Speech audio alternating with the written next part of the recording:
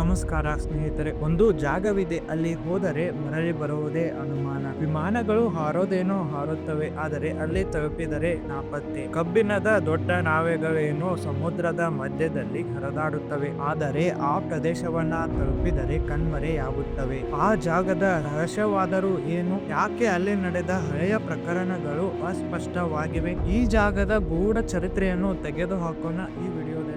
ನಮಸ್ಕಾರ ಸ್ನೇಹಿತರೆ. 1945 ಡಿಸೆಂಬರ್ 5ರಂದು ಮಧ್ಯಾಹ್ನ 2:10 ಯುಎಸ್ ನೌಕೆಪಡೆಯ 5 ಟಾರ್ಪಿಡೋ ಬಾಂಬರ್ಗಳ ವಿಮಾನಗಳು ಫ್ಲೋರಿಡಾದಿಂದ ಹೊರಟಿತು. ಈ ಕಾರ್ಯಾಚರಣೆಯನ್ನು ಫ್ಲೈಟ್ 19 ಎಂದು ಕರೆಯಲಾಯಿತು. ಇದು 3 ಗಂಟೆಯ ತರಬೇತಿಯ ಮಿಷನ್ ಆಗಿತ್ತು. ಅವರು ತಮ್ಮ ನಿಯಮಿತ ತರಬೇತಿ ಕಾರ್ಯಾಚರಣೆಯನ್ನು ನಡೆಸಲು ಸರಳವಾಗಿ ಹಾರಾಡುತ್ತಿದ್ದರು. ವಿಮಾನದಲ್ಲಿ 14 ಸಿಬ್ಬಂದಿಗಳು ಇದ್ದರು. ಅವರ ಫ್ಲೈಟ್ ಲೀಡರ್ ನೇತೃತ್ವದಲ್ಲಿ ಹೆಚ್ಚು ಅನುಭವವನ್ನ ಹೊಂದಿರುವ ಪೈಲಟ್ ಮತ್ತು ಅವರಿಗೆ ಯುದ್ಧದ ಅನುಭವವಿತ್ತು. ಈ 5 ವಿಮಾನಗಳು ಫ್ಲೋರಿಡಾದಿಂದ ಪೂರ್ವಕ್ಕೆ ಹಾರಿದವು. ಎಲ್ಲವೂ ಸಾಮಾನ್ಯವಾಗಿತ್ತು. ಹವಾಮಾನ ತುಂಬಾ ಸ್ಪಷ್ಟವಾಗಿತ್ತು. ಆದರೆ ಟೇಕಪ್ ಆದ ಸುಮಾರು 2 ಗಂಟೆಗಳ ನಂತರ ಅವರ ಸ್ಕ್ವಾಡ್ರನ್ ಲೀಡರ್ ಅವರು ವರದಿ ಮಾಡಿದರು. ಅವರ ದಿಕ್ಸೂಚಿಗಳು ಕೆಲಸವನ್ನು ಮಾಡುತ್ತಿರಲಿಲ್ಲ. ಅವರು ಬ್ಯಾಕಪ್ ದಿಕ್ಸೂಚಿಗಳನ್ನ ತೆಗೆದುಕೊಳ್ಳುತ್ತಾರೆ, ಆದರೆ ಅವು ಕೂಡ ವಿಫಲವಾಗುತ್ತವೆ. ಅವರು ತಮ್ಮ ನಿಜವಾದ ಸ್ಥಾನವನ್ನು ನಿರ್ಧರಿಸಲು ಸಾಧ್ಯವಾಗಲಿಲ್ಲ. ಅವರು ಇತರ ವಿಮಾನಗಳ ಪೈಲಟ್ಗಳಿಗೆ ಕೇಳುತ್ತಾರೆ, ಆದರೆ ಅವರ ಉಪಕರಣಗಳು ಸಹ ಅಸಮರ್ಪಕವಾಗಿ ಕಾರ್ಯನಿರ್ವಹಿಸುತ್ತಿದ್ದ. ಲೆಫ್ಟಿನೆಂಟ್ ಸಾಸ್ ಕರೋಲಾ ಟೇಲರ್ ಇವರು ನಾಯಕತ್ವವನ್ನು ವಹಿಸಿದ್ದರು.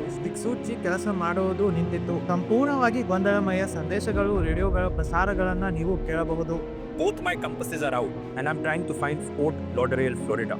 I'm over land but it's broken. I'm sure I'm in the Keys but I don't know how far down. And I don't know how to get to Fort Lauderdale. ಹವಾಮಾನವು ಹದಗೆಡಲು ಪ್ರಾರಂಭಿಸುತ್ತದೆ. ಸಂಜೆ 4:56ಕ್ಕೆ ತಮ್ಮ ವಿಮಾನಗಳು Gulf of ಮೆಕ್ಸಿಕೋದ ಮೇಲೆ ಹಾರುತ್ತಿವೆ ಎಂದು Taylor ಅವರು ನಂಬಿದ್ದರು. ಫ್ಲೋರಿಡಾಕ್ಕೆ ಹಿಂತಿರುಗಲು ಪೂರ್ವಕ್ಕೆ ಹಾರಲು ಅಗತ್ಯವಿದೆ. ಅವರು ಉಳಿದ ವಿಮಾನಗಳಿಗೆ ಆದೇಶವನ್ನು ನೀಡುತ್ತಾರೆ ಪೂರ್ವ ದಿಕ್ಕಿಗೆ ಹಾರಲು. ಆದರೆ ಇತರೆ ವಿಮಾನದಲ್ಲಿರುವ ಸಿಬ್ಬಂದಿಗಳು ನಂಬಿದ್ದರು ಅವರು ಈಗಾಗಲೇ ಫ್ಲೋರಿಡಾದ ಪೂರ್ವ ದಿಕ್ಕಿನಲ್ಲಿ ಇದ್ದಾರೆ ಎಂದು, ಮತ್ತೆ ಅವರು ಪಶ್ಚಿಮಕ್ಕೆ ಹಾರುವ ಅಗತ್ಯವಿದೆ ಎಂದು ಅವರು ಆದೇಶವನ್ನು ನೀಡಿದರು. Damn it, if we could just fly west, we would get home.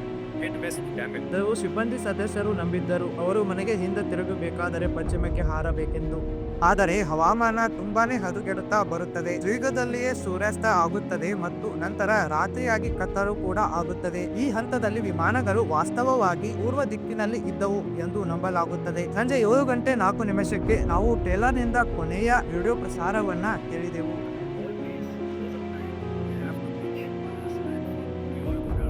ಇದರ ನಂತರ ಎಲ್ಲ 5 ವಿಮಾನಗಳು ಶಾಶ್ವತವಾಗಿ ಕಳೆದು ಹೋಗಿವೆ. ಇಲ್ಲಿವರೆಗೂ ಈ ವಿಮಾನಗಳ ಬಗ್ಗೆ ನಮಗೆ ಯಾವುದೇ ಸುಳಿವು ಸಿಕ್ಕಿಲ್ಲ. ಅವರು ಎಲ್ಲಿದ್ದಾರೆ, ಅವರಿಗೆ ಏನಾಯಿತು? ಫ್ಲೈಟ್ 19 ಕಣ್ಮರೆಯಾದ ನಂತರ ಅದನ್ನ ಹುಡುಕಲು ಇನ್ನೊಂದು ಹೊಸ ಪ್ಲೇನ್ ಅನ್ನ ಕಳಿಸುತ್ತಾರೆ. ಆ ವಿಮಾನನ ಹುಡುಕಲು ಮಾರಿನರ್ ವಿಮಾನ ಹಾರಾಟ ನಡೆಸಿತು 13 ಜನರ ಸಿಬ್ಬಂದಿಗಳೊಂದಿಗೆ. ಅವರು ಫ್ಲೈಟ್ 19 ಹುಡುಕುವ ಕಾರ್ಯಾಚರಣೆಯಲ್ಲಿದ್ದರು. ಆದರೆ ಅವರನ್ನು ಹುಡುಕುತ್ತಿರುವಾಗ ಅವರು ಕೂಡ ಕಣ್ಮರೆಯಾಗುತ್ತಾರೆ. ಮೊದಲಿಗೆ ಫ್ಲೈಟ್ 19ರ 14 ಜನರು ಕಣ್ಮರೆಯಾಗುತ್ತಾರೆ. ನಂತರದಲ್ಲಿ ಶೋಧಾಚರಣೆ ವಿಮಾನದಲ್ಲಿ 13 ಜನರು ಮಾಯವಾಗುತ್ತಾರೆ. ಇದಾದ ನಂತರ ದಿನಗಳಲ್ಲಿ ದೊಡ್ಡ ಪ್ರಮಾಣದ ವಾಯು ಮತ್ತು ಸಮುದ್ರ ಶೋಧ ಕಾರ್ಯಾಚರಣೆ ನಡೆಸಲಾಯಿತು. ಆಗಿನ ಕಾಲದಲ್ಲಿ ಅತಿ ದೊಡ್ಡ ಶೋಧ ಕಾರ್ಯಾಚರಣೆಗಳಲ್ಲಿ ಇದು ಒಂದಾಗಿದೆ. ಈ 2 ವಿಮಾನಗಳನ್ನು ಹುಡುಕಲು ತುಂಬಾ ಕಷ್ಟಪಟ್ಟರು, ಆದರೆ ಅವರಿಗೆ ಏನೂ ಸಿಗುವುದಿಲ್ಲ ಮತ್ತು ಯಾವುದೇ ಒಂದು ವ್ಯಕ್ತಿಯ ದೇಹಗಳು ಕೂಡ ಅವರಿಗೆ ಸಿಗುವುದಿಲ್ಲ. ಜೊತೆಗೆ ಯಾವುದೇ ವಿಮಾನದ ಭಾಗಗಳು ಕೂಡ ಸಿಗುವುದಿಲ್ಲ.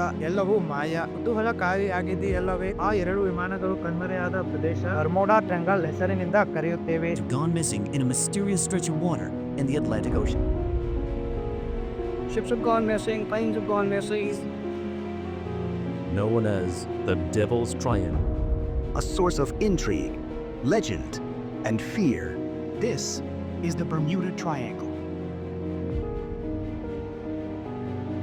ಸಮುದ್ರದ ಅತ್ಯಂತ ನಿಗೂಢ ಭಾಗ. ಅಲ್ಲಿ 100ಕ್ಕೂ ಹೆಚ್ಚು ವಿಮಾನ ಮತ್ತು ಹಡಗುಗಳು ಕಣ್ಮರೆಯಾಗಿವೆ ಮತ್ತು ಇಳಿವರೆಗೂ ಅವು ಸಿಕ್ಕಿಲ್ಲ. ಈ ಪ್ರದೇಶವು ಯುಎಸ್ಎಯ ಫ್ಲೋರಿಡಾ ನಡುವೆ ಇದೆ. ಪೋರ್ಟೋರಿಕೋ ಮತ್ತು ಉತ್ತರದಲ್ಲಿ ಬರ್ಮುಡಾ ದೇಶ. ಇದು ಈ ರೀತಿಯ ತ್ರಿಕೋನ ಪ್ರದೇಶವನ್ನು ಮಾಡುತ್ತದೆ. ಒಟ್ಟಾರೆಯಾಗಿ ಈ ಪ್ರದೇಶವು 5 ಲಕ್ಷ ಚದರ್ ಮೈಲಿಗಿಂತಲೂ ಹೆಚ್ಚು ವ್ಯಾಪ್ತಿಸಿದೆ. ಬರ್ಮುಡಾ ತ್ರಿಕೋನ ಕಥೆಯು 500 ವರ್ಷಗಳ ಹಳೆಯದು. 1492 ಕ್ರಿಸ್ಟೋಫರ್ ಕೊಲಂಬಸ್ ಹೊಸ ಪ್ರಪಂಚವನ್ನು ಹುಡುಕಲು ಹೊರಟಾಗ ಅವರು ಈ ಪ್ರದೇಶದ ಮೂಲಕ ಹಾದು ಹೋಗುವಾಗ ಅವರು ವರದಿ ಮಾಡಿದರು. ಅವರ ಅವರ ದಿಕ್ಸೂಚಿ ಕೆಲಸ ಮಾಡುವುದನ್ನ ನಿಲ್ಲಿಸಿತು ಮತ್ತು ಒಂದು ರಾತ್ರಿ ಅವರು ತನ್ನ ಹಡಗಿನಿಂದ ಆಕಾಶವನ್ನು ನೋಡಿದಾಗ ಅವರು ವಿಚಿತ್ರವಾದ ಬೆಳಕನ್ನ ನೋಡಿದರು. ಬೆಂಕಿಯ ಚೆಂಡಿನಂತೆ ಕಾಣುವ ವಿಚಿತ್ರ ಬೆಳಕು ಮತ್ತು ಆ ಬೆಂಕಿ ಚೆಂಡು ಆಕಾಶದಿಂದ ಸಾಗರಕ್ಕೆ ಬೀಳುವುದನ್ನ ಅವರು ನೋಡಿದ್ದರು. ಈ ರಹಸ್ಯ ಪ್ರಾರಂಭವಾಗಿತ್ತು. ಮುಂದಿನ ಕೆಲವು ಯುಗಗಳಲ್ಲಿ ಈ ಪ್ರದೇಶಕ್ಕೆ ಹಲವಾರು ಹೆಸರುಗಳನ್ನ ನೀಡಲಾಯಿತು. ಅಂಟಾರ್ಟಿಕ್ ಮಹಾಸಾಗರದ ಸ್ಮಶಾನ, ದ ಶೀ ಆಫ್ ಡೂಮ್, ಟರ್ಗಾಸೋ ಸ್ಮಶಾನ. ಈ ಹೆಸರುಗಳನ್ನು 18 ಮತ್ತು 19ನೇ ಶತಮಾನಗಳಲ್ಲಿ ಬಳಸಲಾಗುತ್ತಿತ್ತು. ಆದರೆ ಬರ್ಮುಡಾ ಟ್ರೆಂಗಲ್ ಎಂಬ ಹೆಸರು 1964ರಲ್ಲಿ ಮೊದಲ ಬಾರಿಗೆ ಬಳಸಲಾಯಿತು. ಅಗೋಸಿ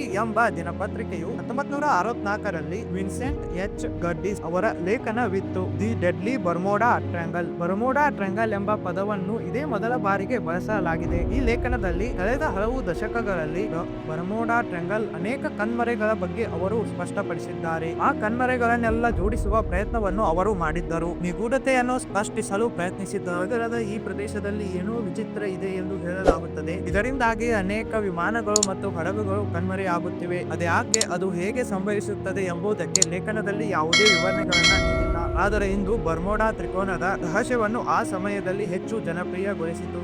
ಅದರ ಮೇಲೆ ಅನೇಕ ಪುಸ್ತಕಗಳು ಬರೆದಷ್ಟು ಅದು ಜನಪ್ರಿಯವಾಗುತ್ತಾನೆ ಹೋಯಿತು. ಅನೇಕ ಚಲನಚಿತ್ರಗಳು ಮತ್ತು ಕಂಪ್ಯೂಟರ್ ಗೇಮ್ಸ್ ಗಳು ಕೂಡ ಬಂದವು. ಕೊನೆಗೆ ಬರ್ಮುಡಾ ಟ್ರ್ಯಾಂಗಲಿನ ಮೇಲೆ ಹಾಡುಗಳು ಕೂಡ ಬಂದವು. ಇನ್ನೂ ಕೆಲವು ಘಟನೆಗಳ ಬಗ್ಗೆ ಮಾತನಾಡೋಣ. 1918ರಲ್ಲಿ ಮತ್ತೊಂದು ಭಯಾನಕ ಘಟನೆ ನಡೆಯಿತು. ಇದು USS ಸೈಕ್ಲೋಪ್ಸ್ ಅನ್ನು ಒಳಗೊಂಡಿತ್ತು. ಆ ಸಮಯದಲ್ಲಿ US ನೌಕಾಪಡೆಯು ಅತಿ ದೊಡ್ಡ ಮತ್ತು ವೇಗದ ಹಡಗುಗಳಲ್ಲಿ ಒಂದಾಗಿದೆ. ಅದು ಅಮೆರಿಕನ್ ನೌಕಾಪಡೆಗೆ ಬಹಳಷ್ಟು ಪ್ರಮುಖವಾದ ಆಸ್ತಿಯಾಗಿತ್ತು. ವಿಶೇಷವಾಗಿ ಮೊದಲನೆಯ ಮಹಾಯುದ್ಧದಲ್ಲಿ ಅಮೆರಿಕ ಭಾಗವಹಿಸಲು ಪ್ರಾರಂಭಿಸಿದಾಗ ಇದನ್ನ ಪಡೆಗಳು ಮತ್ತು ಕಲ್ಲುಗಳನ್ನ ಸಾಗಿಸಲು ಬಯಸಲಾಗುತ್ತಿತ್ತು. ಮಾರ್ಚ್ 4, 1918ರಂದು USS ಸೈಕ್ಲೋಪ್ಸ್ ಹಡಗಿನಲ್ಲಿ 306 ಜನರು ಇದ್ದರು. ವೆಸ್ಟ್ ಇಂಡೀಸ್ ಬಾಲ್ಟಿಮೋರ್ ಎಂದು ಕರೆಯಲ್ಪಡುವ ವಾಷಿಂಗ್ಟನ್ ಬಳಿಯ ನಗರದಿಂದ ಈ ಹಡಗು ಬ್ರೆಜಿಲ್ ಕಡೆಗೆ ತನ್ನ ಪಯಣವನ್ನು ಪ್ರಾರಂಭಿಸಿತು. ಜನರನ್ನ ಹೊರತುಪಡಿಸಿ ಈ ಹಡಗಿನಲ್ಲಿ 11,000 ಟನ್ ಮ್ಯಾಗ್ನೀಸ್ ಅನ್ನು ಸಾಗಿಸುತ್ತಿತ್ತು. ಪ್ರಯಾಣವು 9 ದಿನಗಳನ್ನ ತೆಗೆದುಕೊಳ್ಳಬೇಕಿತ್ತು. ಹಡಗು ಹೊರಡುವುದರೊಂದಿಗೆ ಎಲ್ಲವೂ ಸರಿಯಾಗೇ ಇತ್ತು. ಹವಾಮಾನ ಕೂಡ ಸ್ಪಷ್ಟವಾಗಿತ್ತು. ನಿರ್ಗಮಿಸುವಾಗ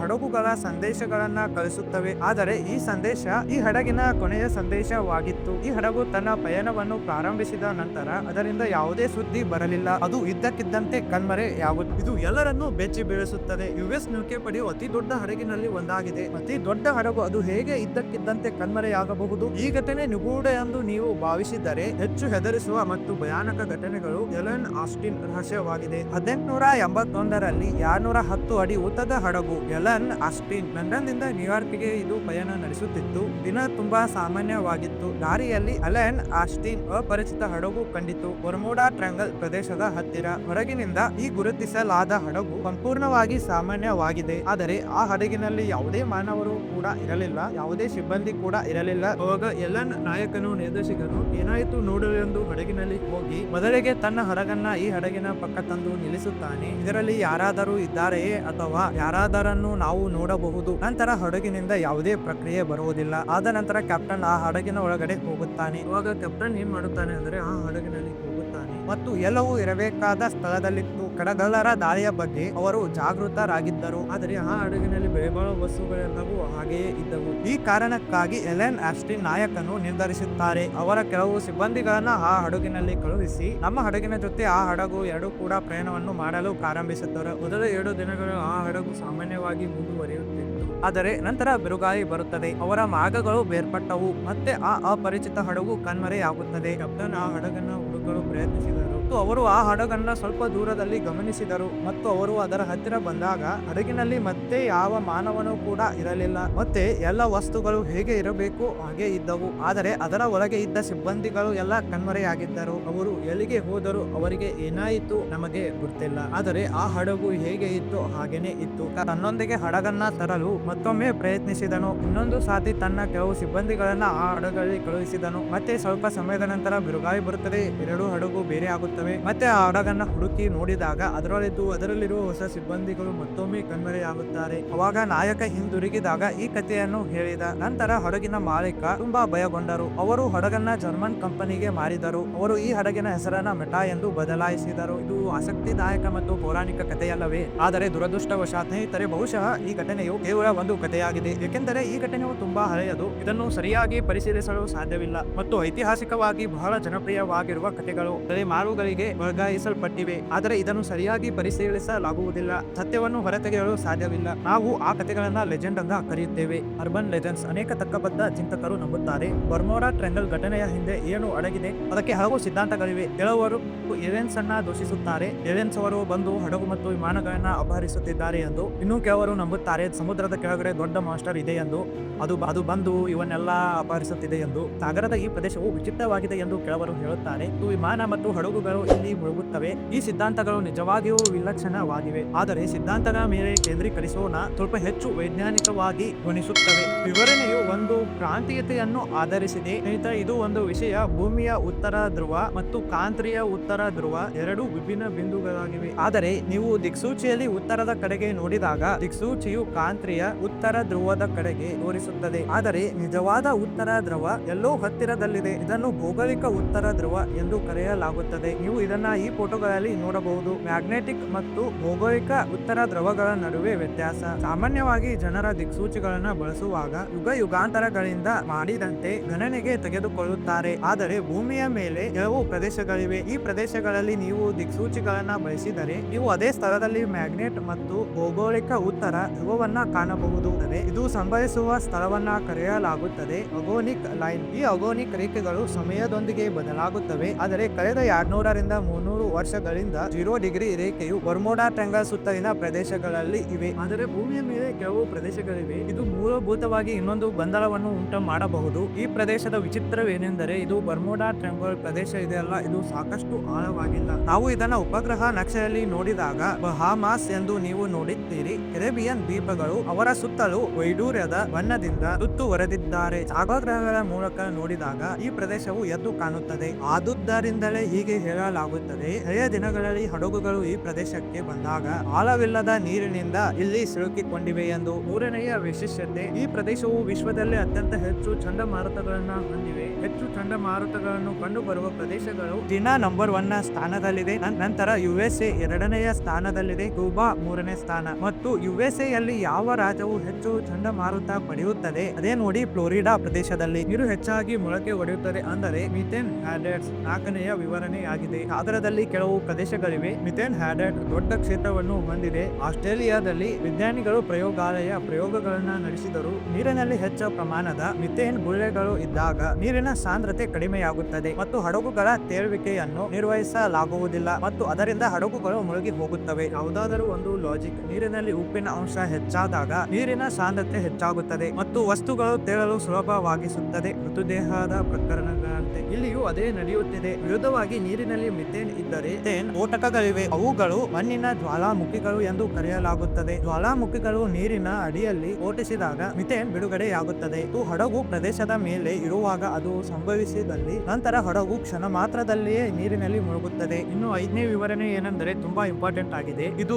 ಮಾನವನ ಮನೋವಿಜ್ಞಾನಕ್ಕೆ ಸಂಬಂಧಿಸಿದೆ ಅಥವಾ ಆವರ್ತನ ಭ್ರಮೆ. ನಮ್ಮ ಕುಟುಂಬದಲ್ಲಿ ಯಾರಾದರೂ ಹೊಸ ಕಾರನ್ನ ಖರೀದಿಸಿದಾಗ ನೆನಪಿದೆ, ನೀವು ಪಡೆದ ಕಾರಿನ ಮಾದರಿ ಅದನ್ನು ಖರೀದಿಸಿದ ನಂತರ ನೀವು ಗಮನಿಸಬಹುದು ಮುಂದಿನ ಕೆಲವು ದಿನಗಳಲ್ಲಿ ಅಥವಾ ತಿಂಗಳುಗಳಲ್ಲಿ ನೀವು ರಸ್ತೆಗಳಲ್ಲಿದ್ದಾಗಲೆಲ್ಲ ನೀವು ನೋಡುತ್ತೀರಾ, ಅಲ್ಲಿ ನೋಡಿ ಅದು ನಮ್ಮಂತ ಕಾರ್ ಇದೆ, ಇಲ್ಲೊಂದು ನಮ್ಮಂತ ಕಾರ್ ಓಡಾಡುತ್ತಿದೆ. ನಿಮಗೆ ವಾಗ ಅನಿಸುತ್ತದೆ ನಾವು ಖರೀದಿಸಿದಾಗ ಎಲ್ಲರೂ ನಮ್ಮಂತೆ ಕಾರನ್ನ ಖರೀದಿಸುತ್ತಿದ್ದಾರೆ ಎಂದು. ನಾವು ಖರೀದಿಸುವ ಮುಂಚೆಯೇ ಹಲವಾರು ಕಾರುಗಳು ಇದ್ದವು. ನಾವು ಖರೀದಿ ಮಾಡಿದ್ದ ನಂತರದಲ್ಲಿ ನಾವು ಅದನ್ನ ನೋಟಿಸ್ ಮಾಡಲು ಪ್ರಾರಂಭಿಸಿದೆವು. ಹಾಗೆಯೇ ಬರ್ಮುಡಾ ಟ್ರಯಾಂಗಲ್ ಕೂಡ ಅದೇ ರೀತಿ ಆಗಿದೆ. ಬರ್ಮುಡಾ ಟ್ರಯಾಂಗಲ್ ಅಲ್ಲಿ ಕೆಲವು ದೊಡ್ಡ ವಿಮಾನಗಳು ಮತ್ತು ಹಡಗುಗಳು ಕಣ್ಮರೆಯಾಗಿದ್ದು ನಿಜವಾದರು, ಆದರೆ ನೀವು ಗಮನಿಸಿದರೆ ಎಲ್ಲ ಸಾಗರಗಳಂತ ಪ್ರಪಂಚದಂತ ಅನೇಕ ಪ್ರದೇಶಗಳಲ್ಲಿ ವಿಮಾನ ಮತ್ತು ಹಡಗುಗಳು ಈ ರೀತಿ ಎಷ್ಟೋ ಸಾತಿ ಕಣ್ಮರೆಯಾಗಿವೆ. ಇದಕ್ಕೆ ಇತ್ತೀಚಿನ ಉದಾಹರಣೆಗಳೆಂದರೆ ಮಲೇಷಿಯಾ ಏರ್ಲೈನ್ಸ್ ವಿಮಾನ. ಇದು ಬರ್ಮುಡಾ ಟ್ರಯಾಂಗಲ್ ಸುತ್ತಲೂ ಕಣ್ಮರೆಯಾಗಿಲ್ಲ. ವಿಷಯವೇನೆಂದರೆ ಜನರು ಬರ್ಮುಡಾ ಟ್ರಯಾಂಗಲ್ ರಹಸ್ಯವನ್ನು ನೋಡಿದಾಗ ಅಲ್ಲಿಯ ನಾಪತ್ತೆಗಳು ಮತ್ತು ಘಟನೆಗಳ ಬಗ್ಗೆ ಜನರು ಹೆಚ್ಚು ಗಮನ ಹರಿಸಲಾರಂಭಿಸಿದರು. ಬರ್ಮುಡಾ ಟ್ರಯಾಂಗಲ್ ಸುತ್ತ ನಡೆಯುತ್ತಿರುವ ಘಟನೆಗಳು ಮತ್ತು ಬರ್ಮುಡಾ ಟ್ರಯಾಂಗಲ್ ಹೊರಗೆ ನಡೆದ